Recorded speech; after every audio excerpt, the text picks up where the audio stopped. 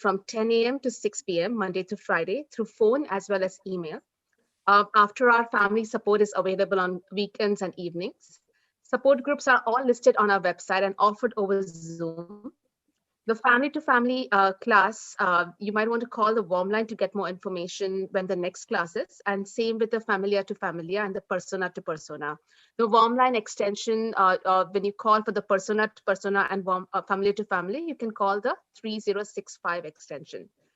Peer-to-peer, then the latest class is going to start mid of April. Provider education next class is in May. And the next FaithNet training is April 29th at 11 a.m. The NAMI Basics is on demand on our website, and you can take it on your own pace. Our warm line number is 408-453-0400, and you hit option 1. The community peer program continues to match by hospitals and self-reference. Also, do check our website, www.namisantaclara.org. We update our blog section where Morit Milo, she writes articles on a monthly basis.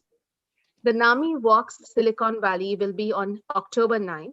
Our chairperson this year are Senator Dave Curtisi and Congressman Ro Khanna. The NAMI Walks kickoff event is going to be on June 5th, and we'll be sharing more updates soon. I do want to let you know that we are live streaming this panel discussion on YouTube, so you can watch this at any time. Our ID is NAMI Santa Clara County. I would also now like to invite Kathy Forward, former executive director and now a consultant, to make some announcement. Over to you, Kathy. Thank you. So good evening, everyone. I have the pleasure of letting you know about our new board. Last month, we held our annual election of officers of the board of directors, and the installation of these officers takes place tonight. And normally in live person, we will call the officers up to the front of the room, but under the circumstances, we are doing this over Zoom. And I think we have a new format tonight, the webinar, so I don't even think you can see our board, except for Uday is a vice president, so he's the only one you can actually see. But I'll just announce them. So our board of directors, all of them agreed to come back. Our co-presidents are Victor Ajakian and Beverly Lozoff. Our vice presidents, we have Juan Perez, Harold Brown, and Uday Kapoor. Our treasurer, Steve Wade. Our secretary, Peter Newman. We want to thank them from the bottom of our hearts. These are all wonderful volunteers. We have a volunteer board who dedicate a lot of their time for various issues. Uday is here tonight because housing is his issue that he likes to focus on. But every board member does have something that they take an interest in and, pursue and keep us all informed and on our toes. And hopefully next year we'll be able to do this in person. So congratulations to our board of 2020, well, it's 21, 22, isn't it? It's 21 this year. So thank you, everyone. Thank you, Kathy.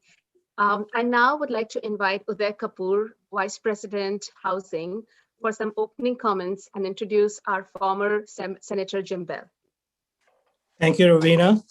This is Uday Kapoor. I'm on the board. As Ravina said, I'm responsible for housing issues, which is, as everyone knows, is a really sore point with a lot of people. And there's a crisis of housing in the community.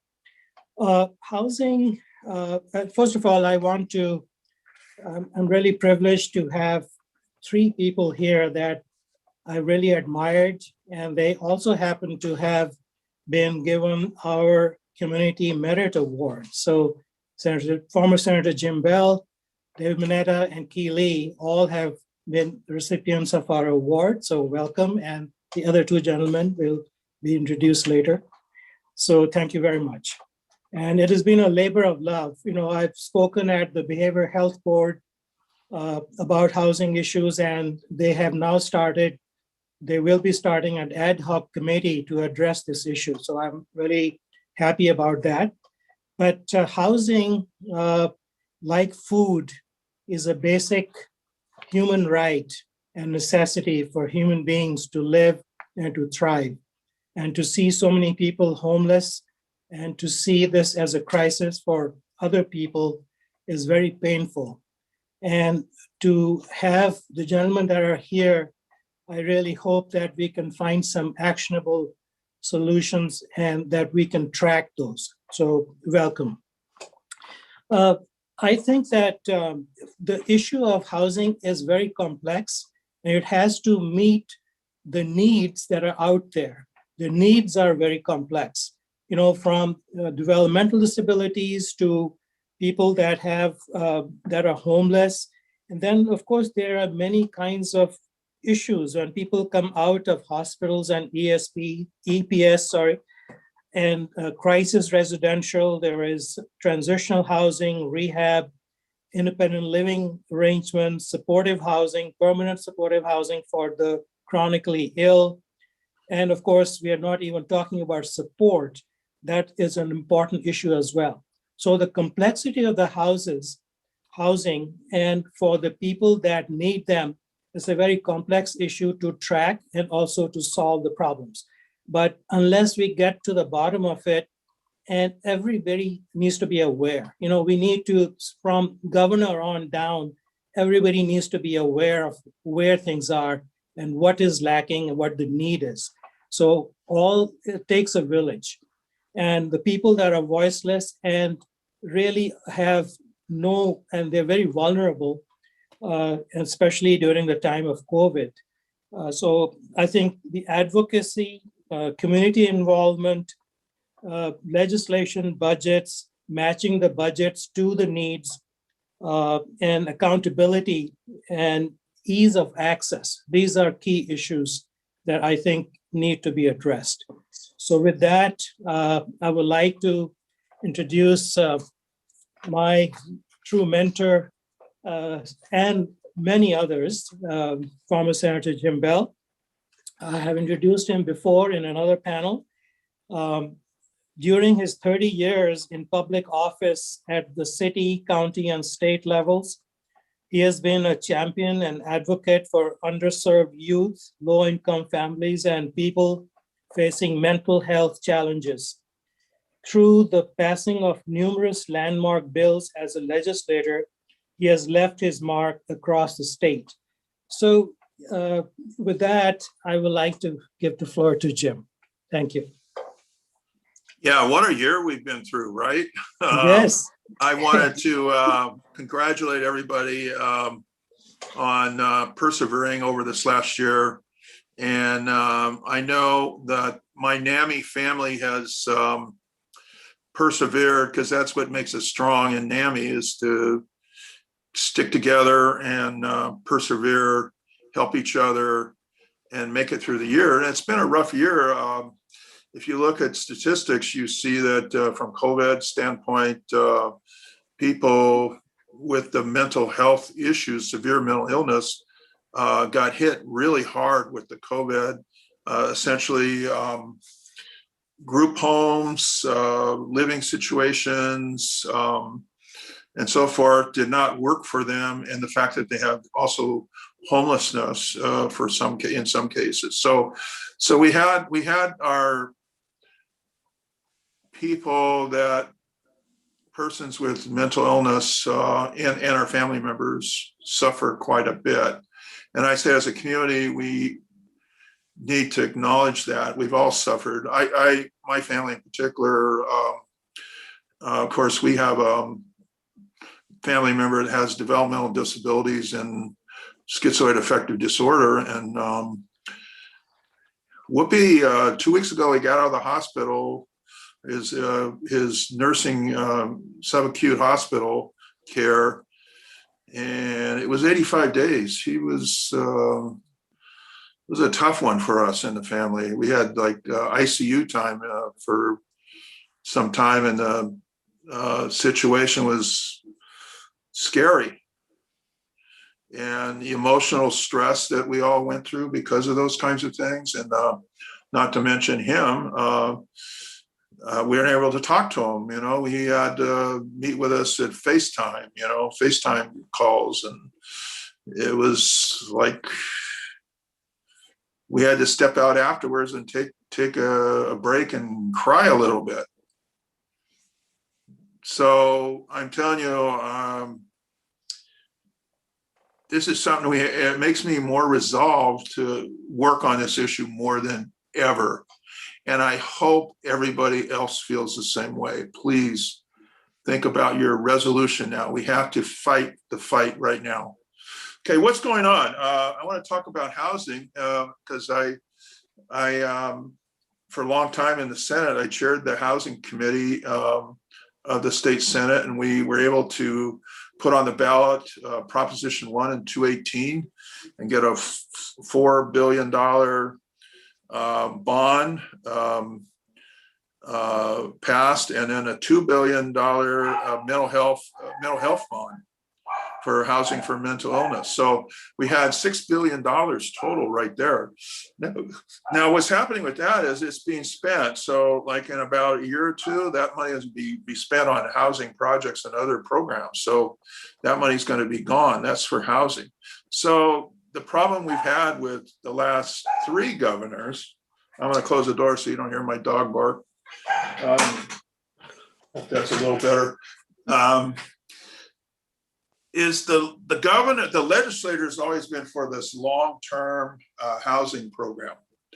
The governor, on the other hand, just doesn't want to make the commitment.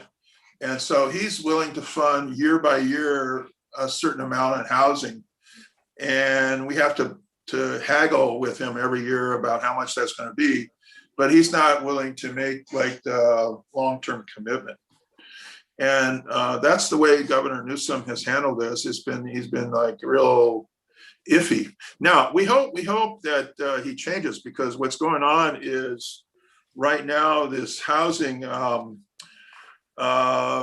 coalition. There's a coalition in Sacramento on housing, and they're trying to organize and fuel the fire for a roadmap home 2030, and they have a plan. If you want to go to roadmaphome2030.org, you can upload the plan. It's a 10-year plan for providing, pretty much reducing homelessness down to almost nothing, providing the deficit of housing for the extremely low and very low income, including people that have mental health and other kinds of developmental needs.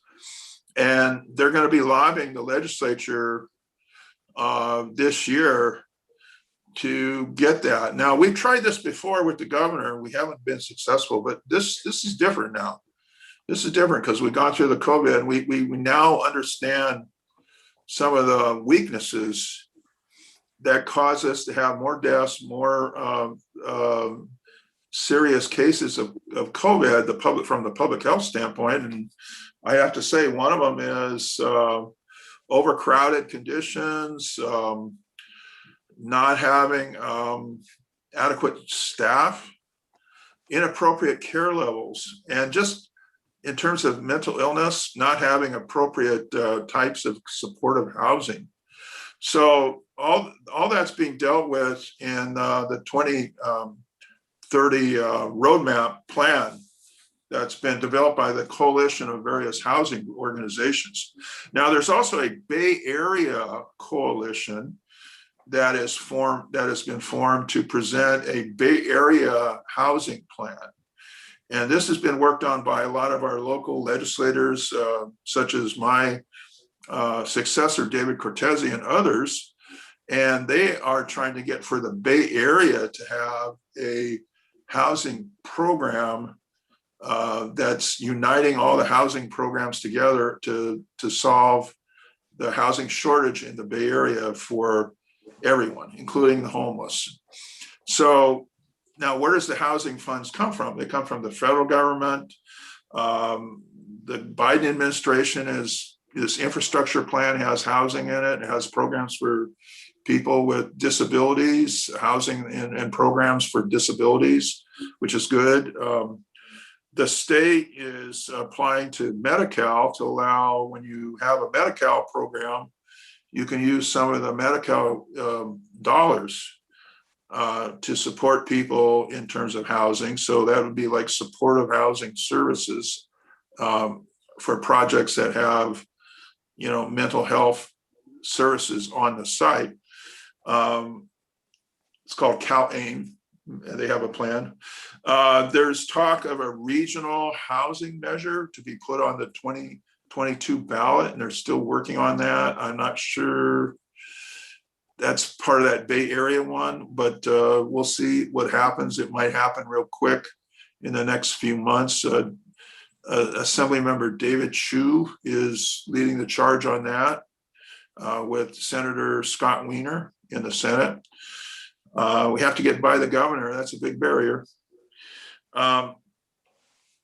Now, the federal government gave these rental assistance vouchers. So they're starting to revive, HUD was kind of wrecked. HUD is the Housing Urban Development Department in the federal government. It's kind of wrecked by the Trump administration. They didn't really do anything. They cut back all the programs. And now they're trying to revive it. And that's part of the infrastructure. You read about the infrastructure plan.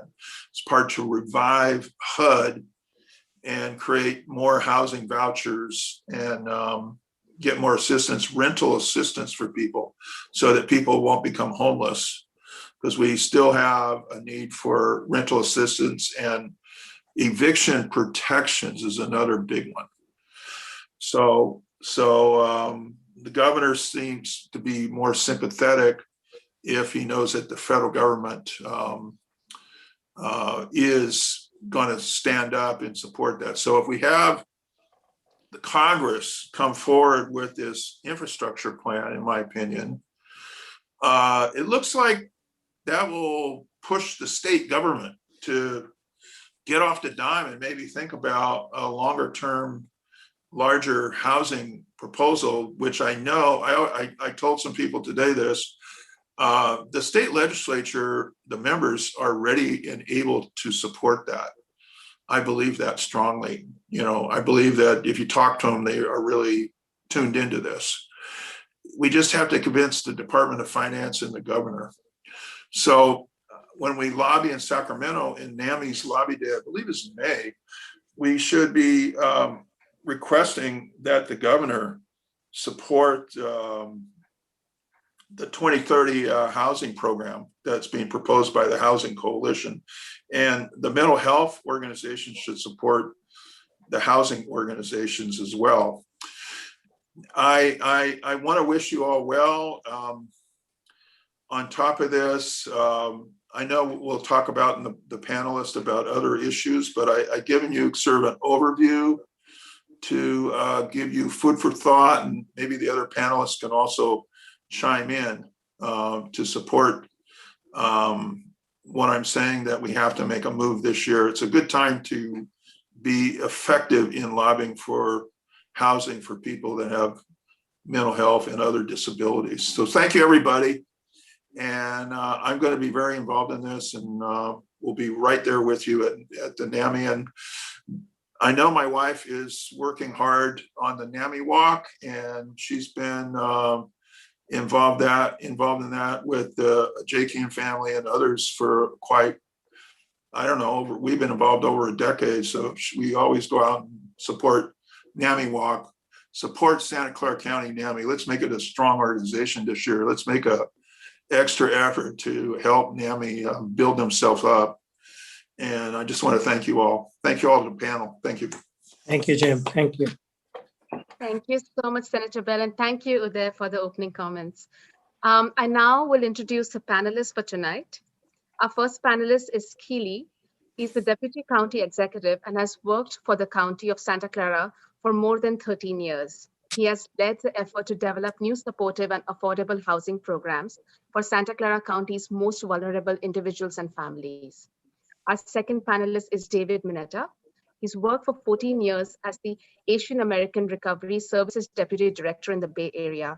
He's currently the President and CEO of Momentum for Health. Our third panelist is John Duckworth.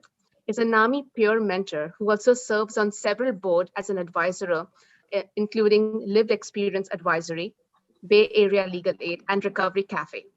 And our fourth panelist is Matt Jacobsen. He's a NAMI Santa Clara County family member and family-to-family instructor. His organization, UPL, provides affordable housing for independent living in a shared home environment for those with mental health issues.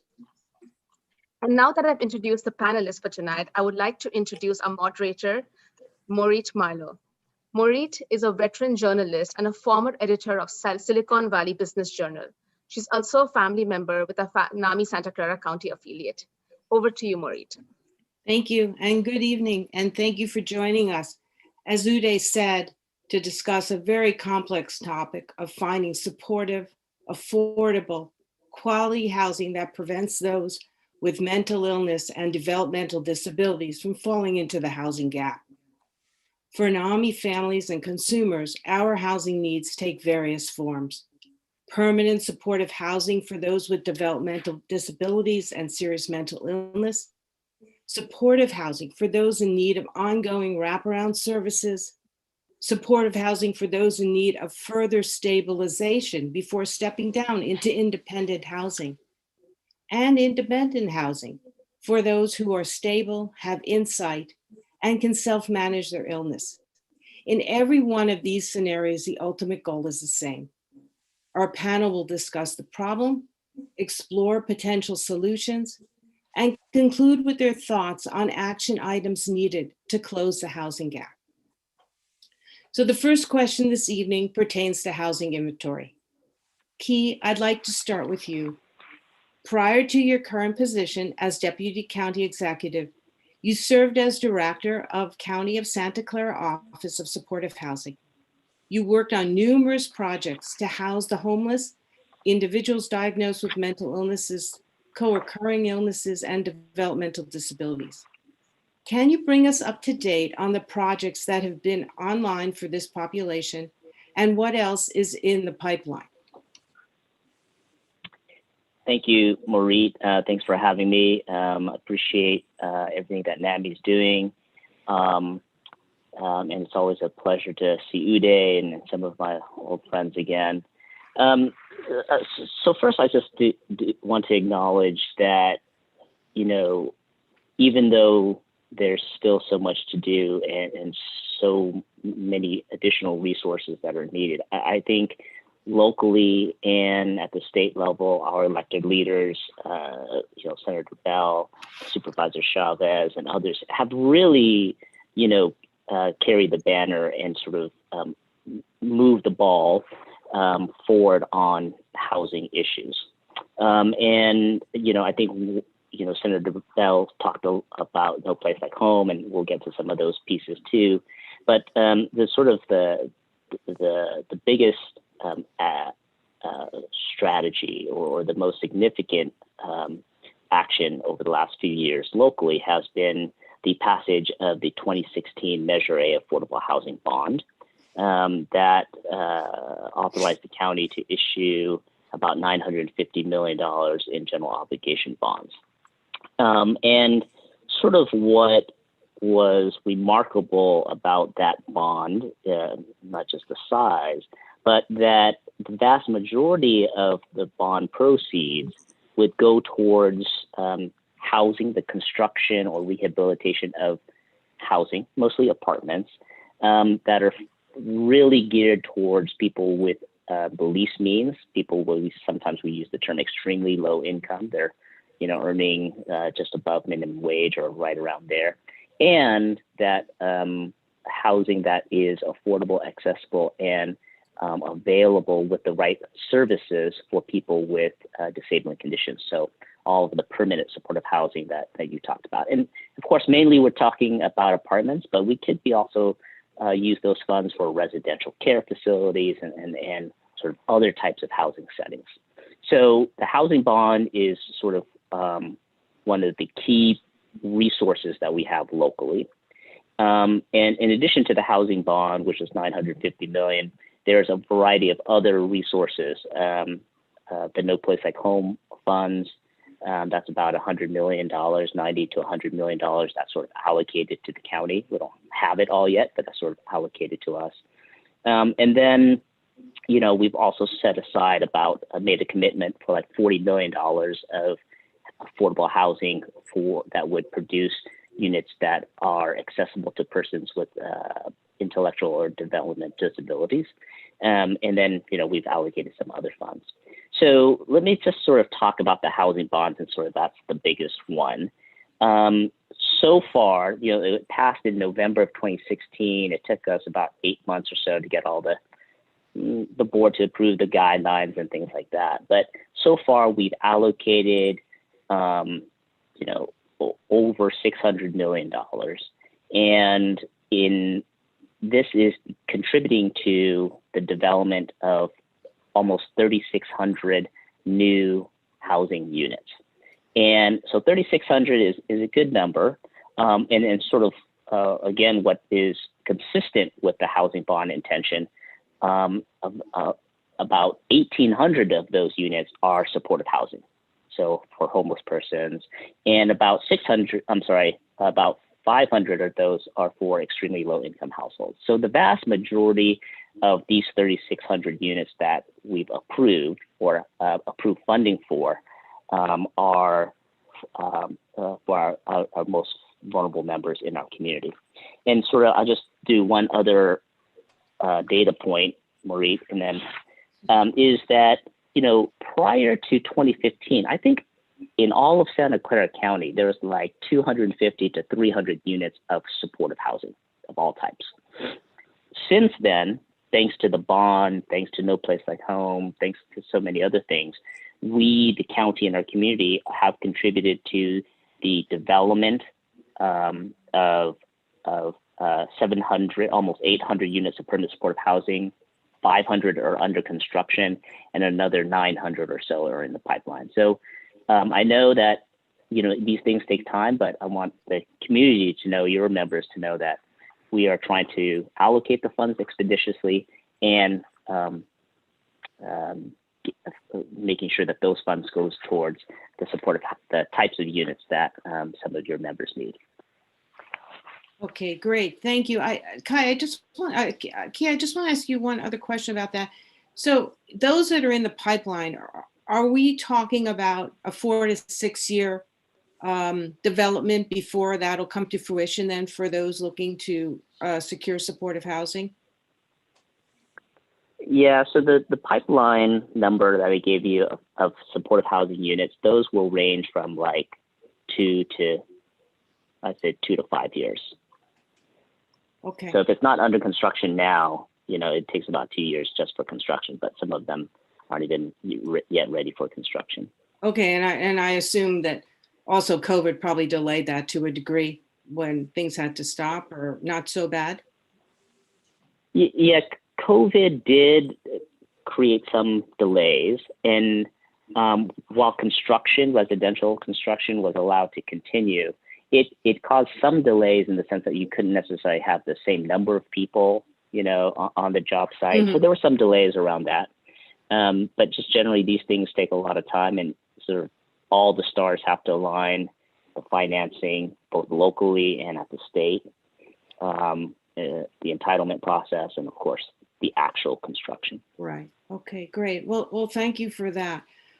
Dave, now you wear two hats. The first one is you're president of Momentum for Health, and then you're president of the Behavioral Health Contractors Association. So my question is 2 parts for you.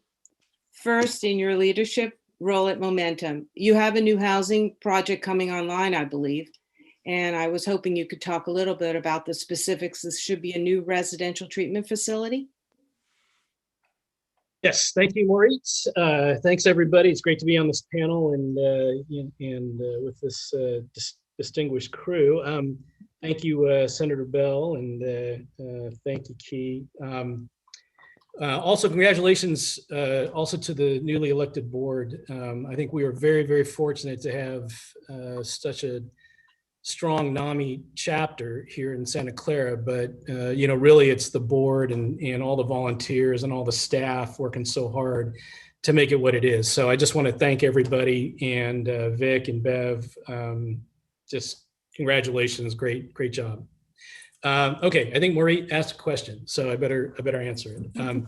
So yes, and Key and I have talked about this, in the past, and this is his update right now because, but we do have 14 beds coming online in May. I told him this, it was supposed to be online in February, but as with all construction and, rehab, it took a little bit longer. But on South 11th, we have a facility coming online. We had to rehab and renovate, update. And so this will be, I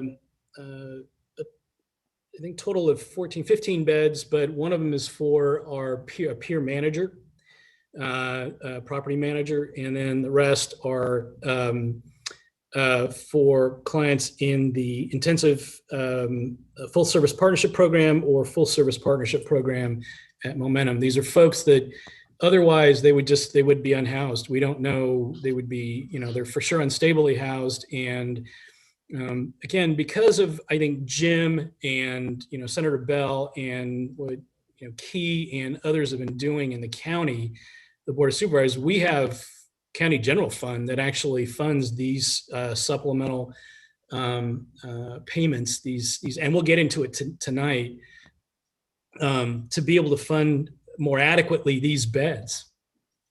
And I think this is a model we're going to see if actually it works. And if it does, then we're going to try to convert maybe even some of our existing sites into this model.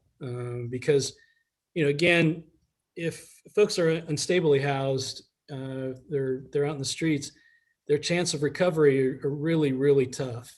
And, many folks, I've talked to many folks, tonight here in attendance, and we're working right now on, the family members, on housing issues. So, it's great that so much is on the pipeline, but,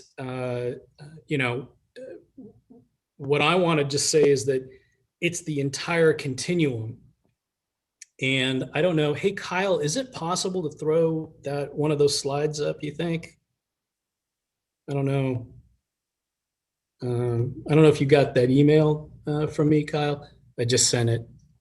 Sorry, that's what I was working on over here. I was trying to send Kyle. Maybe you can send it to me and I can try to put it up. Okay, or I could just share it. Is that possible? Okay. Yeah. Do you have I'll send it to you. You should be able to share it, Dave. You have a share setting down below. Okay, I just did it for all panelists. Oh, perfect. Okay, here, I just want to show this real fast. And I'm going to go to, I just want to go to this slide. All right. This is not, okay. And I just want to just set the stage for this. Number one, I can't draw. So this is somebody else's, but I want to give them credit. This is from Oregon and Washington County in Oregon, and it's a permanent supported housing program, and it's their illustration. But again, you can see how bad my graphics are, but I just want to make a point is I think behavioral health for us, I think we consider housing all across treatment residential housing, all the way over to the permanent supported housing, independent supported housing in the community. So as in this graphic, it goes from more structured, where individuals need more support and they're getting treatment in the facility, to less structured all the way to the right, where it's more permanent independent housing, supported and supportive and supported, right? In between are all these different levels of either treatment housing, transitional housing, or adult residential facilities.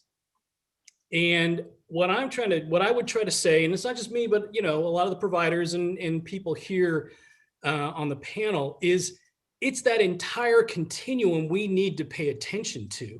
Because as Uday said, people they'll go from the hospital into a secure residential treatment facility, and then they'll go to, that's a locked facility, and then they go to something unlocked, and then they go to transitional housing, and then they're out in the community at a licensed, unlicensed board and care, or they're now in an apartment where there's support and okay. So all I'm saying is that entire continuum, that's what we're looking at. That Dave, we cannot see your screen. Yep, I'm sorry. We cannot see your screen right now. It's blank. Oh, look how embarrassing. I'm all like I'm going off, man. That's all right. That's all right. We're still hearing what you want to say. Goodness, man. That's terrible. That's so embarrassing. So just show you how strong my technical skills are. We could see at some point, so you don't have to be embarrassed. It's back. Okay. It's Well, back. I don't know, whatever I did, that's embarrassing. Sorry about that. Because I was, but and I'll send this, I sent it to Kyle, but Ravina, I'll send to you and Maureen as well. But so just so you see, right, that continuum is what, and we're trying to get numbers for each one of those areas, right? We need to know exactly what this looks like. And one of the questions later, I think we'll get to it. But I just want to make this point because we do have some numbers right now on how some of these particular levels of housing, how they were doing. And again, it's great to know what Key was saying. We're lucky we're in Santa Clara County and that bond measure was passed. And so we know that there's independent permanent supportive housing in the pipeline, right? There are counties that can't say that the way we can. But to me, it's that entire continuum. Right. So again, and we can get to that a little bit more, tonight. So. Right. We'll discuss that a little bit. But Dave, I do want you to explain under your role as the president of the Behavioral Health Contractors Association. I'm not really 100% sure the audience knows what that is, that organization is. And I think it's really important that you describe it to them and, the members, who in there provides housing. I think that would be a good process for them to hear.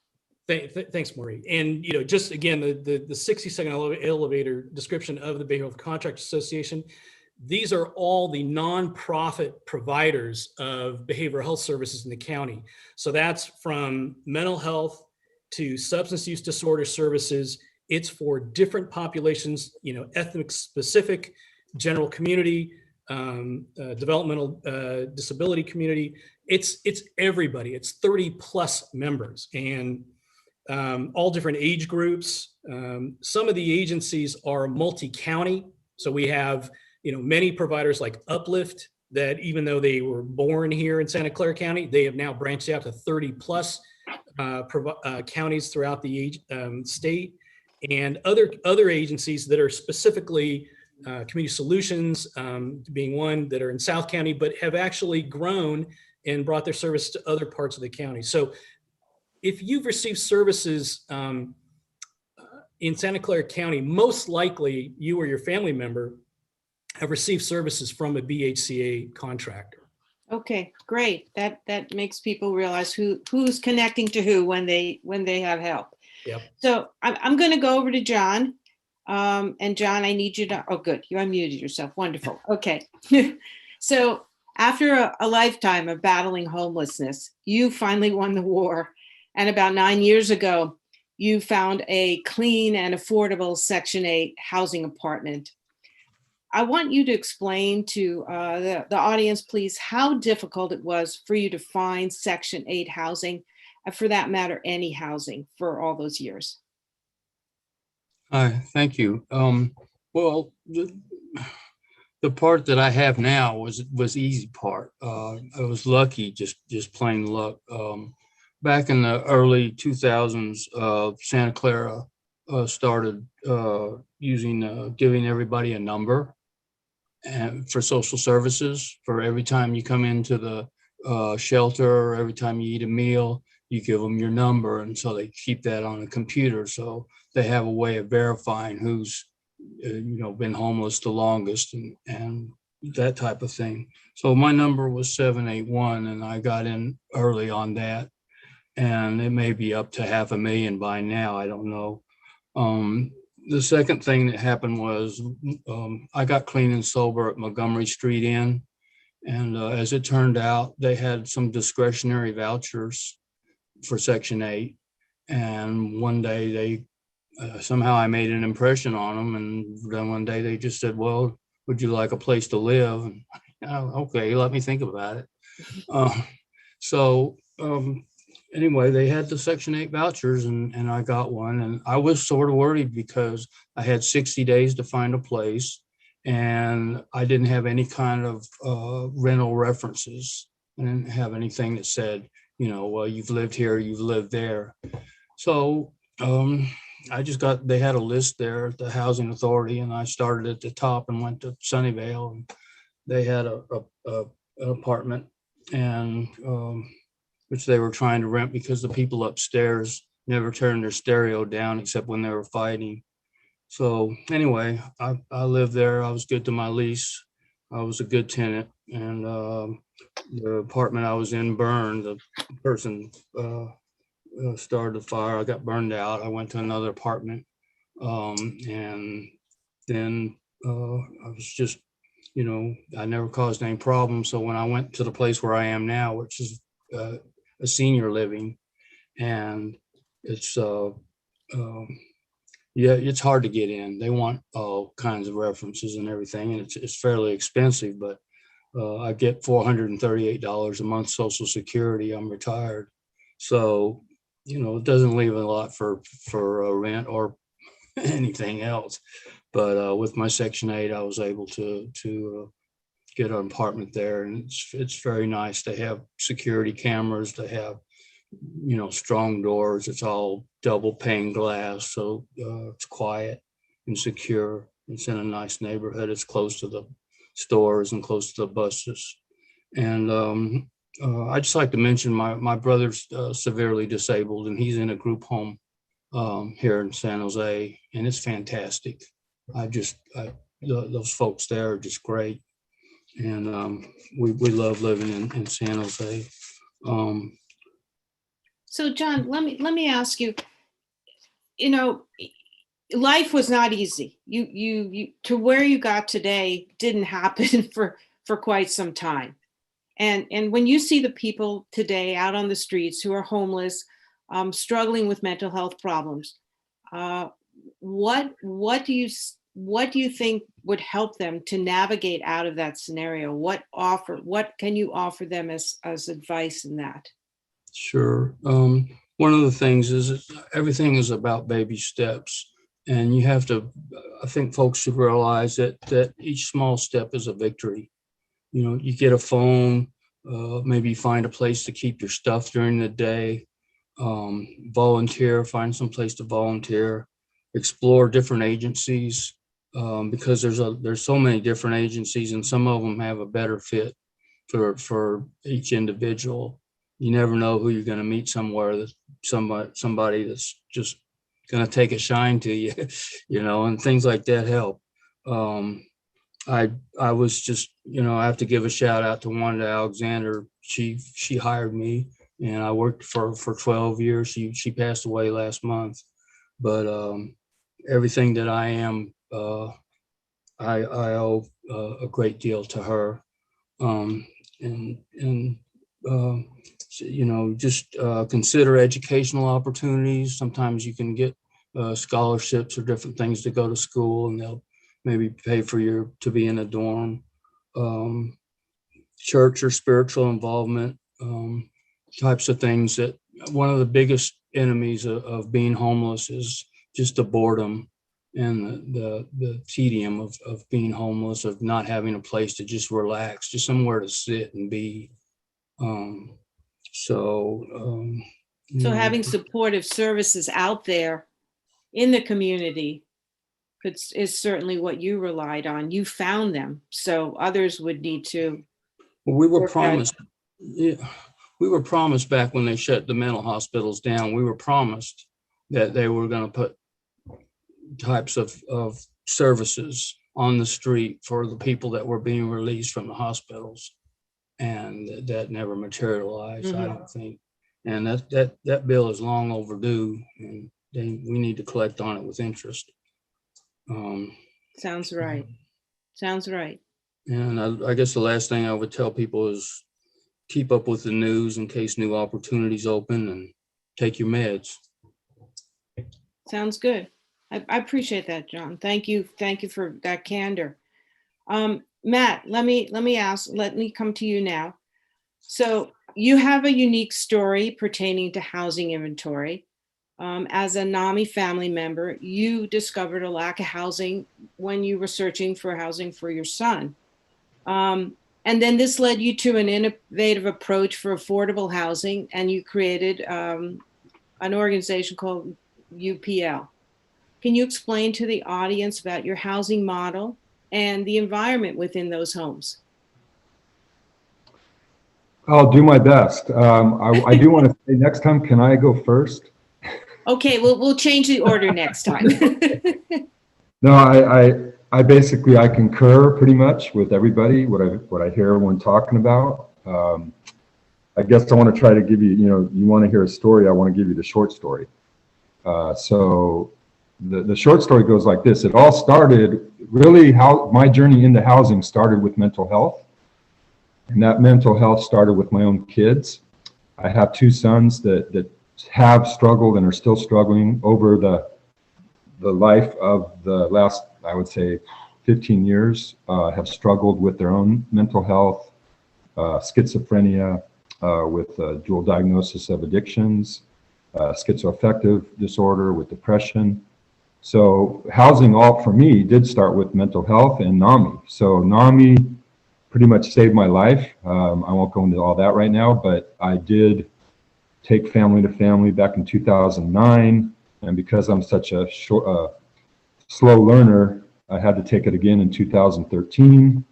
I took it actually a few times because I did become a teacher's aide.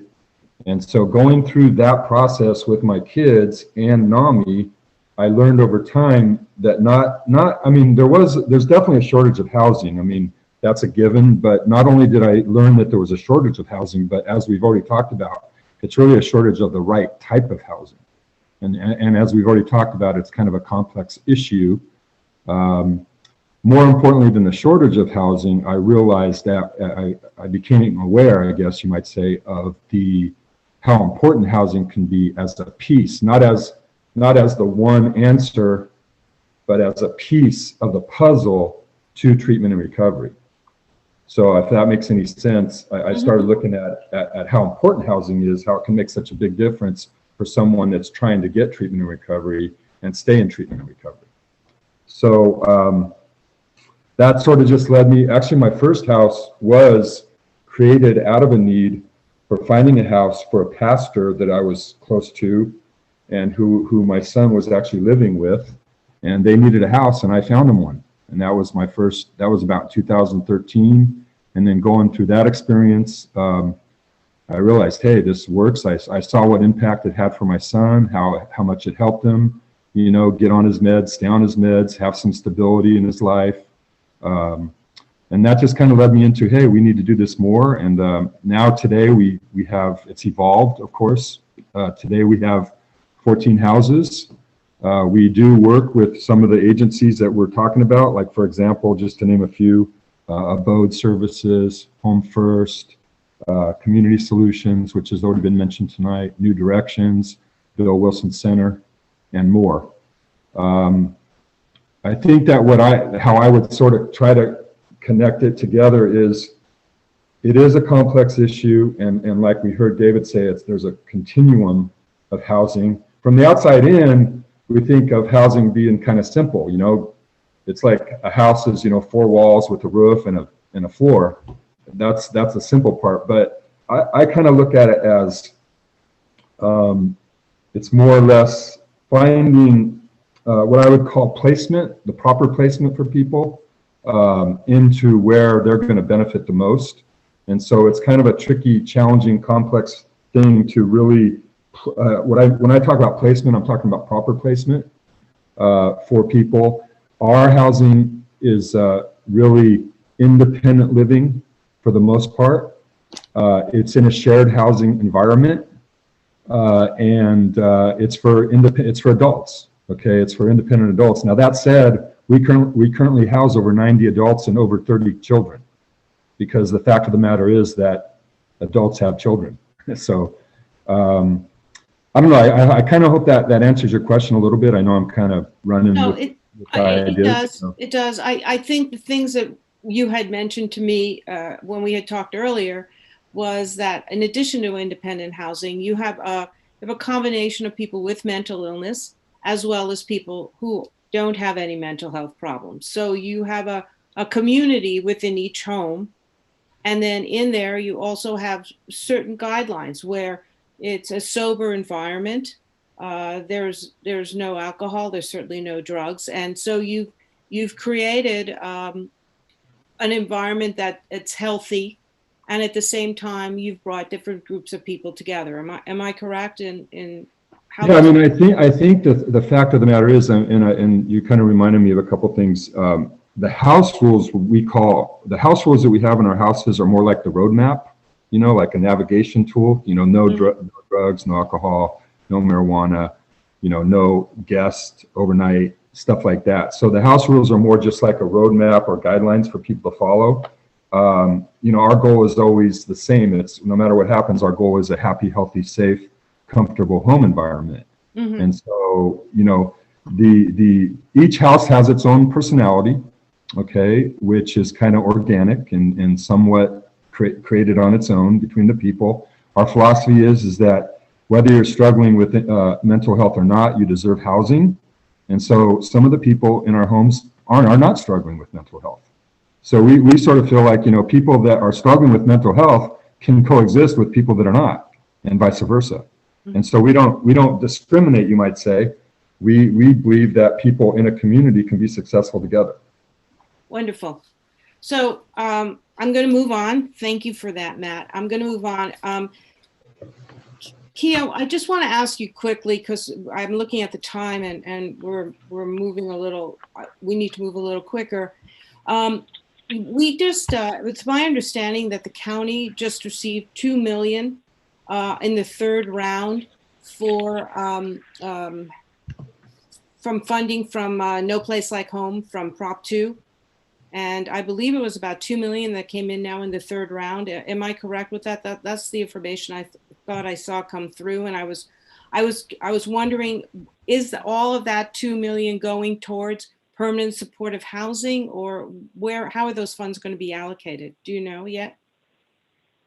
Yeah, so the No Place Like Home funds are incorporated into our supportive housing development program, for which we fund use No Place Like Home, bond funds, and things like that. And we estimate that of the total funds that the county would receive somewhere between 90 and 100 million over a period of time. Okay. We, the county, have received almost $74 million, and we've allocated or funded projects with those funds, and we've used about 40 million of that. So we'll be looking to try to sort of use the remaining over the next couple of years. Okay, great. So I want to move on to this big topic of subsidies. The issue comes up everywhere between providers, families, renters, and even the county audit of the mental health services brought the issue up of subsidies. And the audit addressed the problem in its report with Santa Clara County Board of Supervisors in their audit in September 2020, so quite recently. And one of the audit's priority recommendations is the allocation of funding to the Department of Behavioral Health Services to subsidize licensed adult residential facilities. Now, the county has lost at least 30 licensed behavioral health, board and care facilities between 2014 and 2018 due to the high cost of management. And because the Behavioral Health Service Department really doesn't track the data on licensed and unlicensed board and care facilities, it is probably much higher. But this shortage is part of the gap that we're talking about.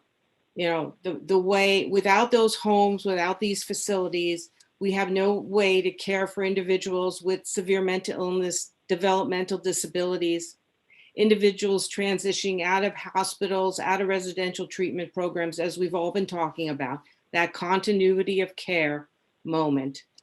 Both San Francisco and Los Angeles have the same problems, and they have proposed incentivizing operators of these facilities in order to stop the closures. So Key, I'm coming back to you. I've told me, you really believe strongly in subsidies and subsidizing the housing costs and that the critical need for this. And we know that Santa Clara is ranked #1 in the highest percentage of decrease of licensed bed and care facilities, not something we want to brag about. So do you think that the county, I guess I'm asking, why do you think the county has delayed in addressing this issue when we know right now we're sitting in a crisis, the whole issue of subsidies? How can we add subsidies, more robustly to the system?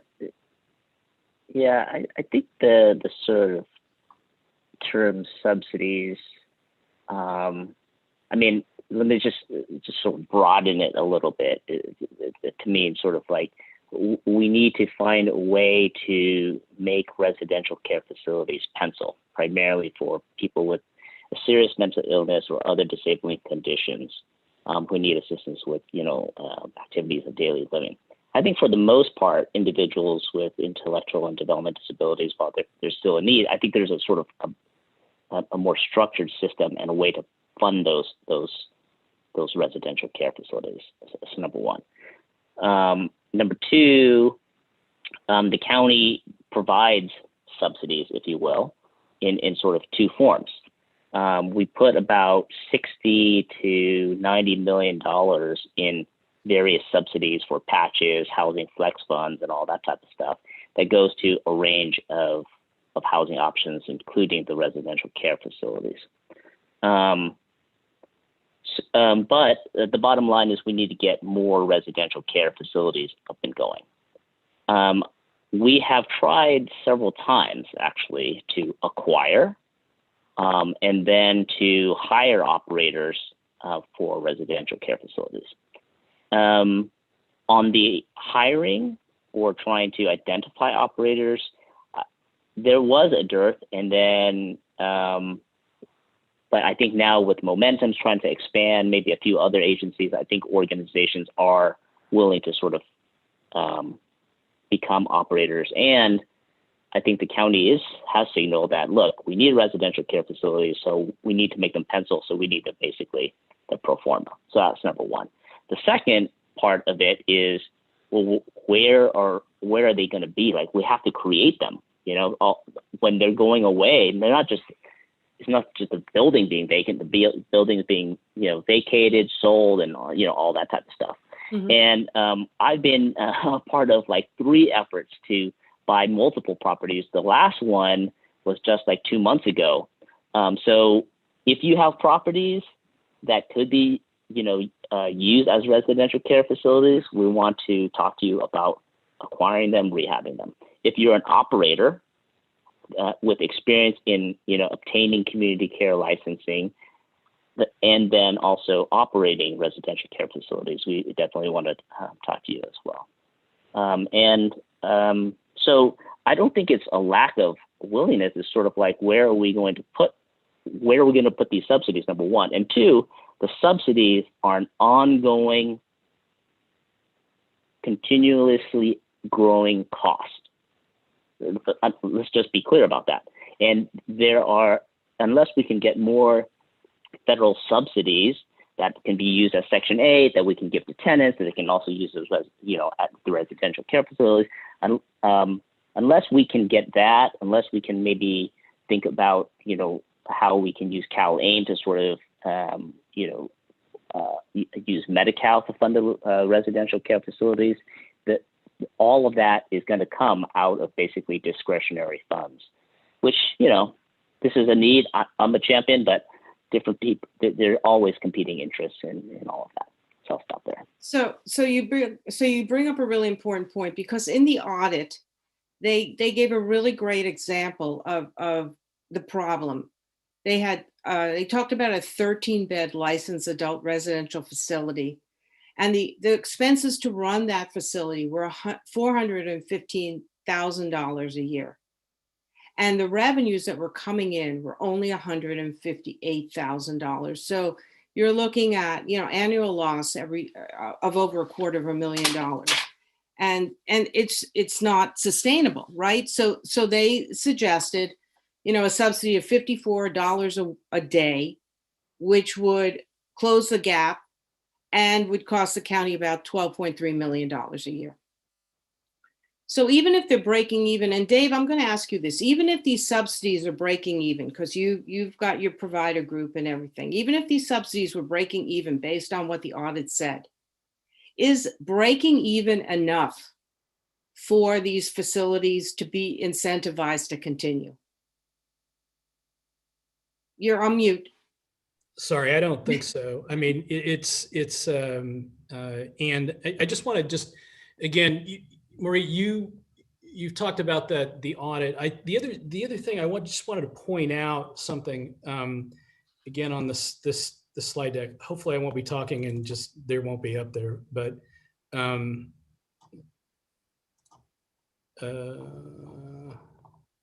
then it went away. So one of the things is, hold on a sec. So I just want to point out something that actually was in a report from 2003. And I sent the report to you and Rovina, and I just want to make note of this, but I don't want to give the date because this is a smart crew here. And I just can you see it? Yes. This is Housing for California's Mental Health Clients, Bridging the Gap. This is April, and I want the audience to kind of guess. And it's not real clear. At least it's not for me.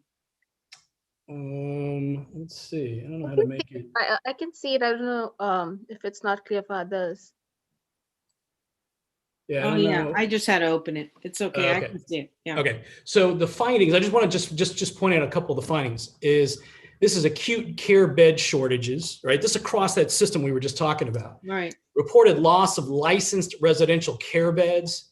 This is underdeveloped community residential treatment system. And this is what Key was talking about. And I think this is something that the county has done well on the crisis residential treatment, is expanding the number of crisis residential programs in the county. And then these transitional residential treatment is something that I think we have a ways to go. The long-term residential treatment, and then supportive housing. I think, again, the supportive housing, again, we're in Santa Clara, it's pretty amazing, actually. But we're talking about across this entire continuum. And here are areas of, acute care bed shortages, right? So my thing is, my guess, and you put in the chat, but this is April of what year was this report? Is this a quiz? Right, April of what year? Okay, and so I just stopped the share and then see what that was. April of 2000 what? And I'm just gonna tell you that was April of 2003 that they were talking, and that's statewide across the system. Acute care bed shortages, reported loss of licensed residential care beds. That's all over. That's not just Santa Clara County. That's the entire state. So this is a much larger system level problem all over the state, and that we need to show. And so I know we've been working on trying to find data around these numbers, and I got it from Margaret, and this is from Department of Behavioral Health, Department of Behavioral Health Services, and the older adult manager director, Dr. Margaret Obelar. So we've been working with Margaret and trying to get a sense of this, and Uday. So we finally got some numbers. And in 2019, 2020, there were 27 licensed board and care sites closed. 27, according to the county. And we lost 207 beds that year in licensed board and care sites. I'm not sure about unlicensed, but again, so Maureen, on this idea of that supplement or what, it's really key, because I started calling some of these operators and I just wanted to find out, what are the conditions? How is it going? And what I heard was in a way sort of what Matt, I think the difficulty of keeping these things going. I talked to one operator, she had 4 sites. She's down to 2. And why is that? High cost of living. It's the rates, again, the rates in high cost of living areas, right? She said, honestly, that the population that she's worked with over 30 years has gotten more and more acute. They're having to call, 911 to get people and to have somebody come and help on a crisis situation. And she said that honestly, that the regulatory system has become more burdensome. So that's a lot of reasons that make it difficult to stay open now, either as licensed or unlicensed. I'd say both, because my guess is we've lost a lot of unlicensed as well. Mm-hmm. There's more than money. It's just everything plus money. It's all, no, but it's all of that, right? And in some ways it's beyond, again, my point is like, it's beyond any one county. This is like all over the state. So when we have, I think, talented, smart people, Senator Beall, Key, our supervisors who are very supportive of behavioral health, all 5 of our supervisors, there's been a history of our county boards being very supportive of behavioral health. This is a very complex, like Uday said, this is a very difficult, pernicious problem. Well, so then we have to look at, besides subsidies, beside lack of properties, there has to be some kind of creative way, maybe thinking outside the box kind of actions that could get change going. We know it takes about up to 6 years to get something on the pipe up and running, and we have people on the streets where 1 day is too long.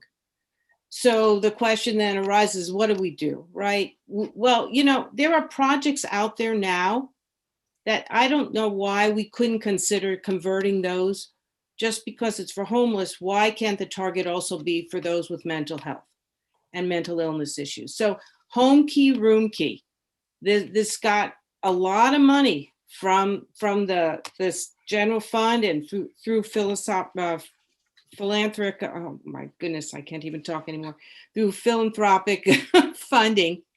And they're out there aggressively buying property. And they now, I believe, are going to convert a huge project up the peninsula, which is an old Marriott. So these kind of projects, which actually, Key, I know you're there, even though I can't see you, but the county has actually been involved with their own, taking one of these projects and doing it. And it's a hotel that you've converted. And can you just talk about that a little bit? Because that factors in exactly to this repurposing of existing property that is already there that can be readdressed towards permanent supportive housing. Can you talk about that a little? The one that you did? Yeah, sure. The county is involved in, well, I think in Santa Clara County, there are 4 Project Home Key projects. 2, I think, by the city of San Jose, 2 or 3 by the county. Actually, I'll send you the home key report so then all your members can have it. But essentially, acquire, and some of it is to acquire hotels and motels to convert them to either interim housing or permanent supportive housing. The most recent one is the Hillview, the Milpitas project up in off of a Hillview. The one thing to note about these projects is that the legislature passed a bill that basically exempted these projects that use these specific funds for homeless people, many of whom have, co-occurring disorders, exempted them from CEQA and local entitlement. So people got the funds, acquired it, moved forward. So you asked the folks at the state, well, why couldn't we have CEQA exemption for all supportive housing projects or all developments that have at least some number of supportive housing? Well, it would basically require, enacted with the legislature. It's not something we can do administratively, for example. But it would move the dial, and you would be getting people into homes quicker, housing quicker, and hopefully with including it with supportive services. Yeah, for sure. I mean, Home Key is a good tool.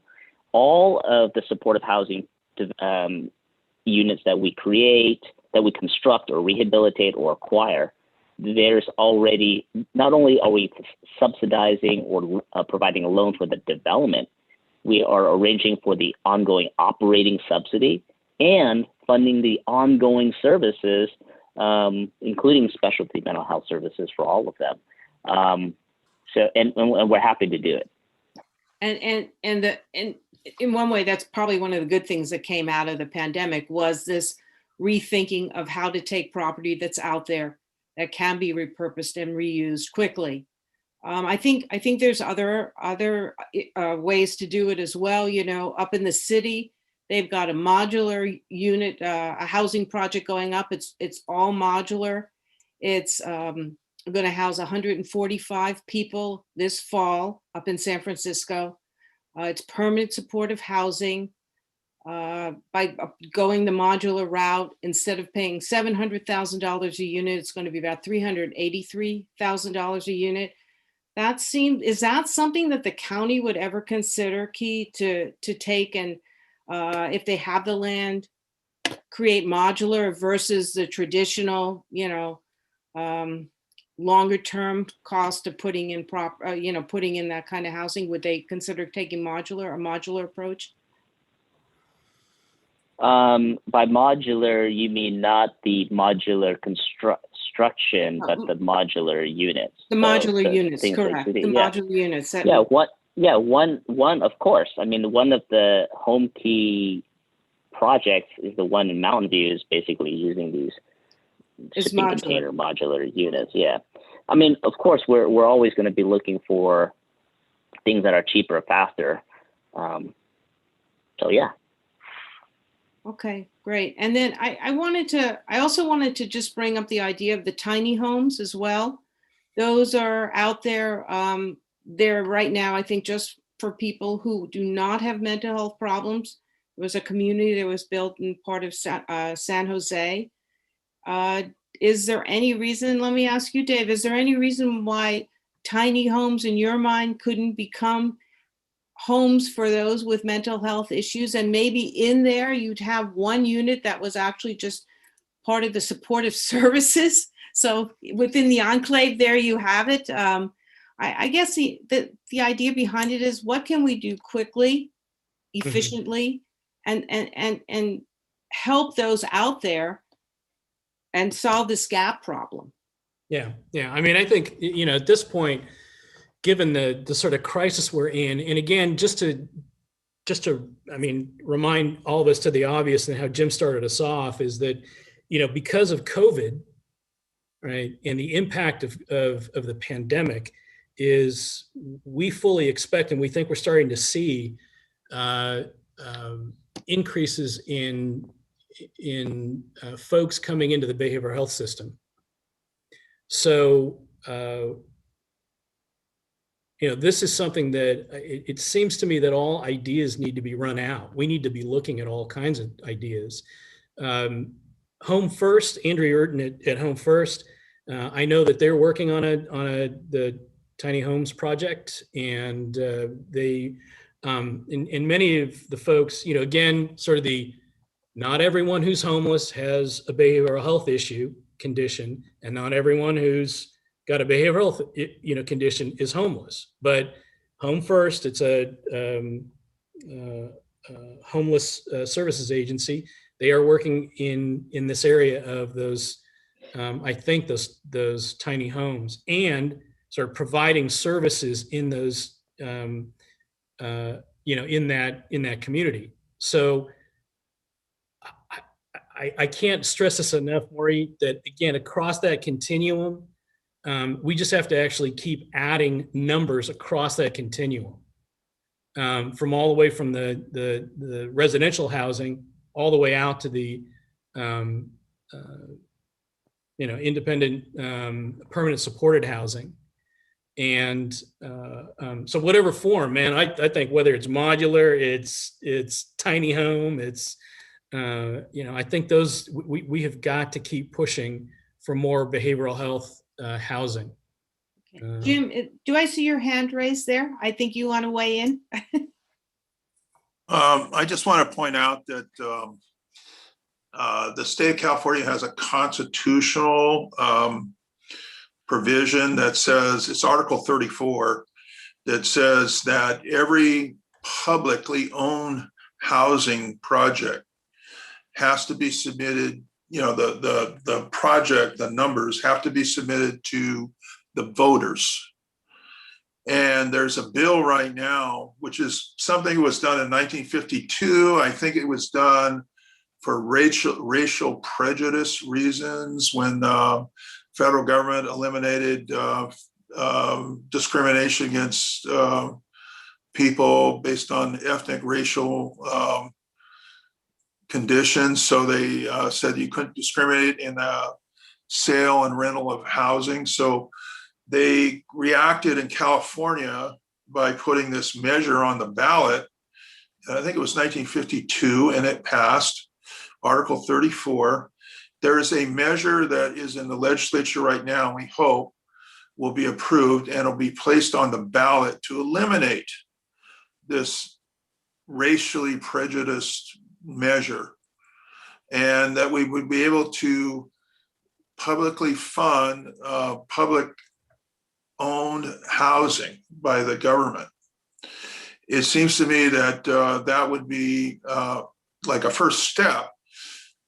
And then looking at the financing, the state prison system houses probably a third of the people in the state prison are really mentally ill. And if you look at the county jail, the same. I mean, it's there's been surveys of that. Those people don't belong in those facilities. And I think the governor's talked about closing. He is closing 2 prisons out of the 34. I visited 26 prisons when I was a legislature. I do a lot of traveling. They say, where you do a lot of traveling? I go, yeah, I do a lot of traveling. I go to state prisons. I've been to 26 of them because I'm on the budget committee on criminal justice. So it appears that the population has dropped by 25% since COVID in the state prisons. And it appears that's coming up to be very stable, permanent population drop.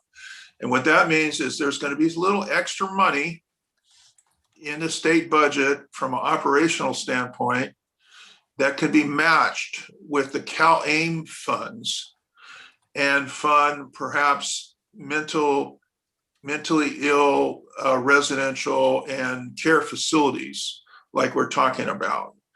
And there is in that plan, and I sent it to Uday, I sent a copy to Uday and David. You can send that plan out to people. There is an idea that taking some of that excess prison savings, a person that's mentally ill in the prison, it's $125,000 a year to take care of that person.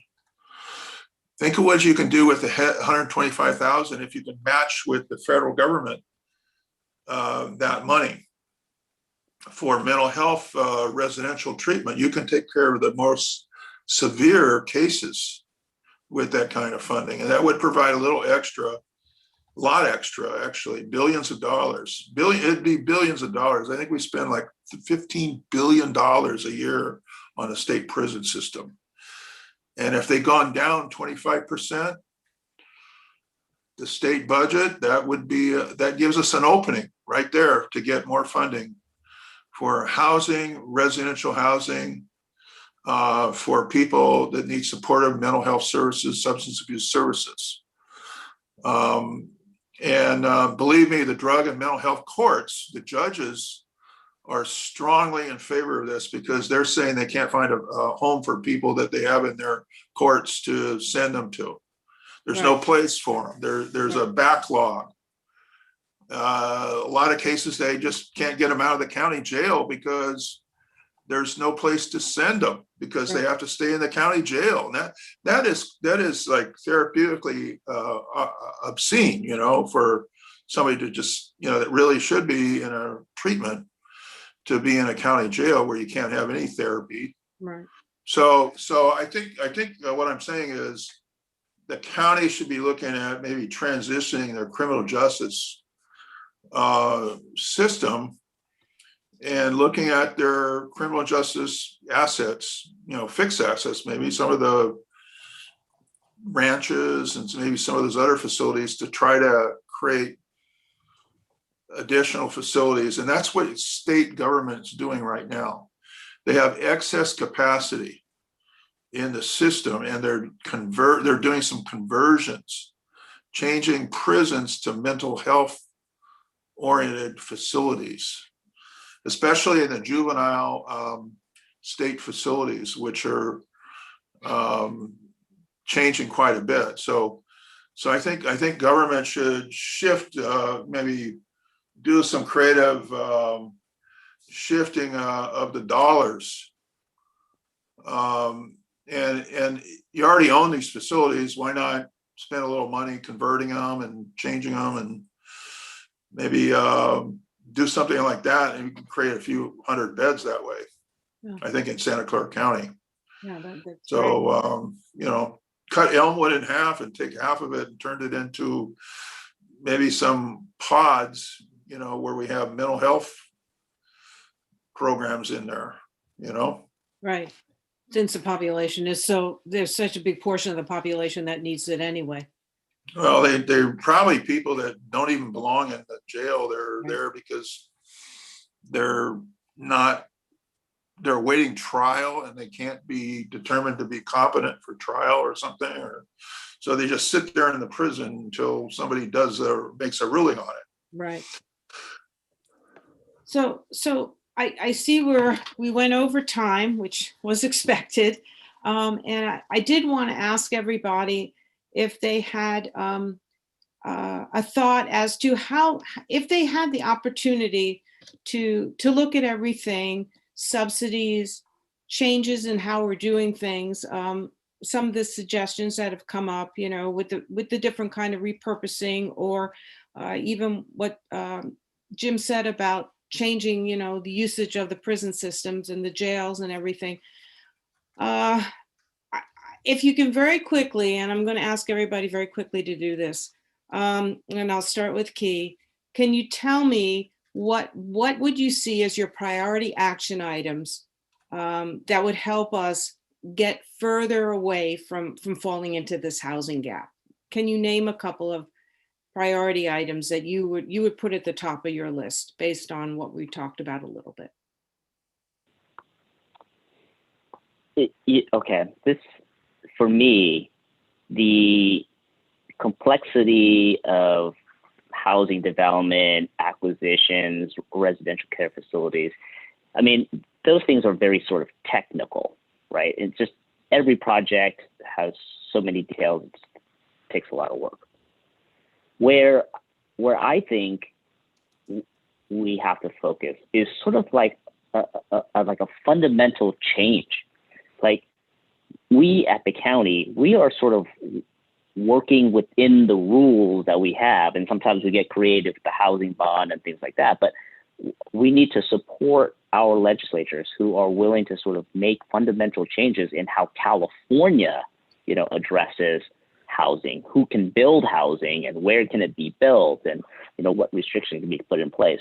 And then, you know, work with the federal folks to sort of make sure that there's funding for the necessary supportive services, especially people with disabling conditions, including serious mental illness. So I think for me, that's the biggest thing, the advocacy, the support of the community, that voice, which is so important and carries so much more weight than, you know, any bureaucrat can bring.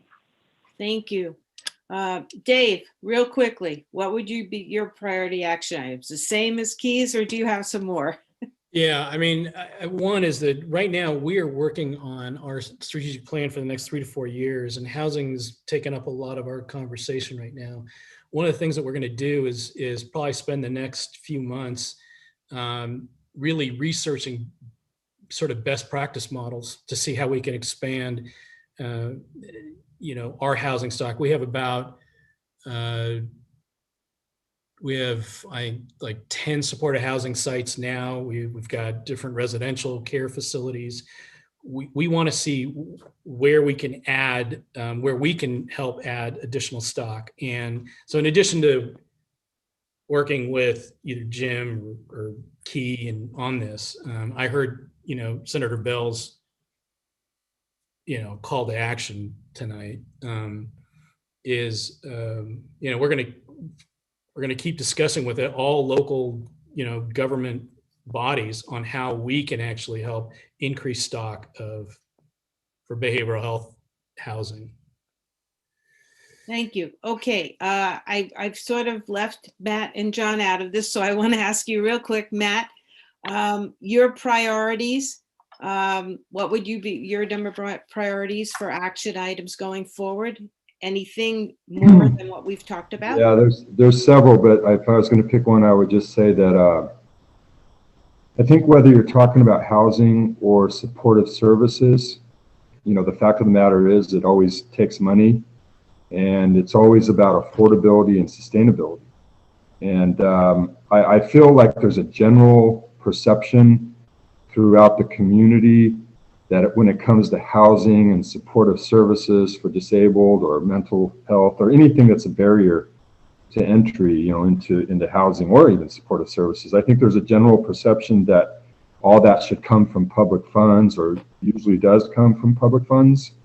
So I think, if there was some way where the public and private sectors could work together and join together, I think that'd be helpful. Great.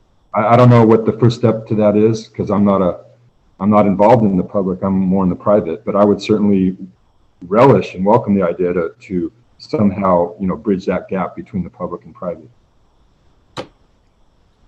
Great. Thank you for that, Matt. And John, how about you? What would be your priority items? I just want to thank everybody here and appreciate all that you do I love living here. It's such a great group of people in San Jose. And statistically, the statistics say put all your money in building homes or acquiring structures. But my heart says that, we have to have as much kind of services for those left behind, the ones that until we can house everybody, sanitation, inclement weather stations, community centers, and try to keep folks happy and busy, and so that when they come out of this, that they'll be okay. Thank you.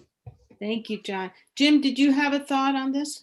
I think you talked about the prison. Any last words? Just we need accountability on the part of our leaders. Accountability means trying your best, not ducking the issues, looking at the real issues. I think they have a Bay Area plan that's a good one for ending homelessness, and that would reduce the jail population. It'll help with the mental health funding for housing, and then the federal government, Joe Biden has got his infrastructure plan includes programs for housing and people with disabilities and this mental health issue, which he's very attuned to. And we have to support those things, and people have to be accountable. They have to vote for this stuff. And at the state level, I got a lot of losses that I expected people to support me on funding proposals, and I never received the support for it. People just didn't lift they just kind of watched it happen and they didn't get behind me. So getting these kind of proposals funded is very difficult. And your legislators are going to try hard, and we should support them and demand their accountability, but get behind them when they're proposing things. For God's sakes, don't stand on the sidelines.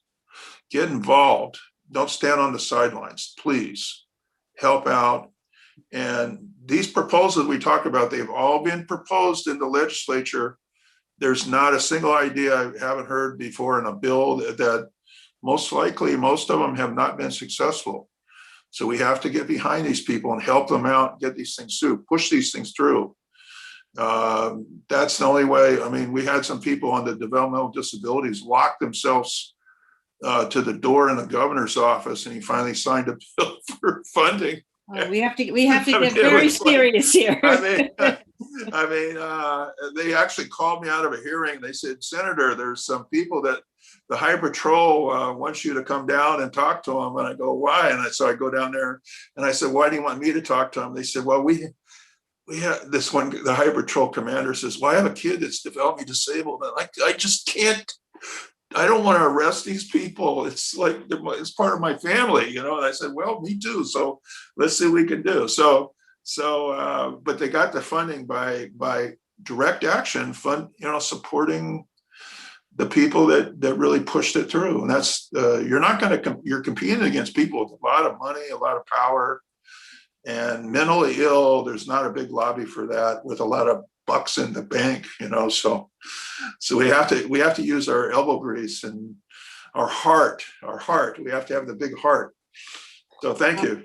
Well, thank you. I appreciate it. And we went over, and I think I'm going to give it back to Ravina, but I think all the questions are probably going to have to be sent out to particular panelists if to get the answers at this point. Ravina? Thank you so much, Maureen, and thank you all the panelists and Senator Jim Beall. This was really informative, and thank you for all the attendees here and engaging in the conversation, answering each other's questions. Unfortunately, we're running out of time, and I know you have a lot of questions. I do see one hand up, Sharon Roth. I think we can take that question and then we can call it a night. And I do want to let you know that you can always email me your questions and then I can pass it on to the panelists. So Sharon Roth, I'm going to unmute you. Are you able to? Was this the where I mentioned what they were doing in San Mateo County? I saw your hand up, so I was not sure if you had a question. Oh, no, thank you. Okay, all right. No worries. Okay, so thank you again. And please do email me your questions. I think all of you have my email because I had sent you the Zoom invite. So if you have any questions, let me know and I'll pass it on to the panelists. Again, thank you very much for coming tonight. This was really good. I think this entire panel session, just getting all this information and just doing this conversation was very, very informative and rich. So thank you. Thank you. Thank you all the panelists for participating this evening. And I'm sure we'll be continuing this conversation further. Thank you very much. Thank you. Thanks, everybody. Thank you. Bye. Thank you. Thank you, Senator. Bye, Senator. Thank you so much.